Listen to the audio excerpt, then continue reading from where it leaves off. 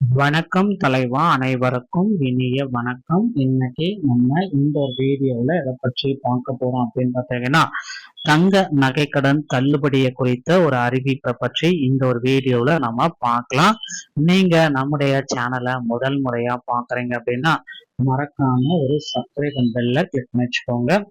வாங்க இந்த ஒரு வீடியோக்குள்ள நம்ம போகலாம்.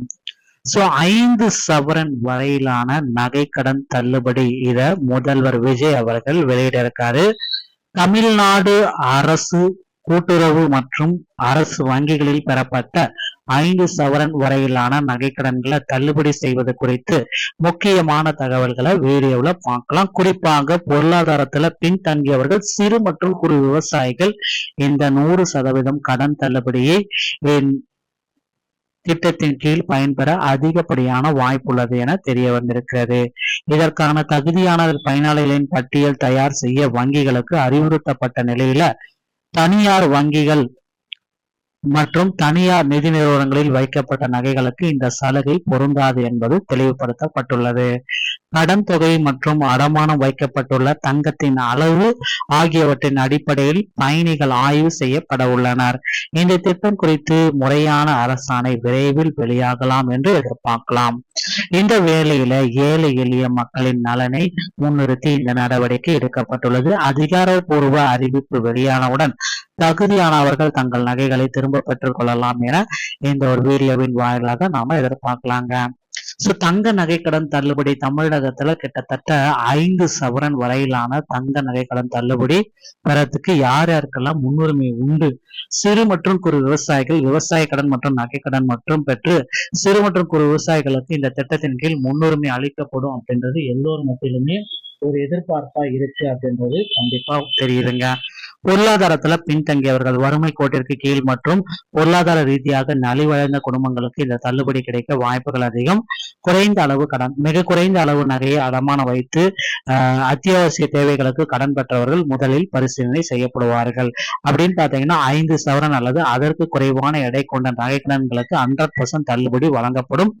தகுதியான வங்கிகள் அப்படின்னு நம்ம பார்த்தீங்கன்னா கூட்டுறவு வங்கிகள் மற்றும் சில அரசு உதவி பெறும் வங்கிகள்ல பெற்ற கடன்களுக்கு இந்த சலுகை பொருந்தும். தனியார் நிதி நிறுவனங்கள் மற்றும் தனியார் வங்கிகளுக்கு இது பொருந்தாது அப்படின்றதையும் குறிப்பிட்டு சொல்லிட்டாங்க. நகை கடன்களுக்கு இந்த தள்ளுபடி பொருந்தாது. தற்பொழுது பாத்தீங்க அப்படின்னா இதுல தள்ளுபடி யாருக்கு பொருந்தாது அப்படின்னு பாத்தீங்கன்னா ஒரு சில நபர்களுக்கு பாத்தீங்கன்னா இந்த தள்ளுபடி பொருந்தாது. கூட்டுறவு வங்கிகள்ல இருக்கக்கூடிய ஊழியர்கள் மற்றும் அவர்தன் குடும்ப உறுப்பினர்களுக்கு இந்த நகைக்கடன் தள்ளுபடி பொருந்தாது. ஓகேங்களா, அவங்க நகைக்கடன் தள்ளுபடி வாங்குறான் அப்படின்னா பொருந்தாது. அரசு வேலையில இருப்பவங்க அப்படி யாரா இருந்தாலும் அவங்களுக்கு இந்த நகைக்கடன் தள்ளுபடி பொருந்தாது. ஓகேங்களா, இந்த மாதிரி இருக்கவங்களுக்கு நகைக்கடன் தள்ளுபடி பொருந்தாது.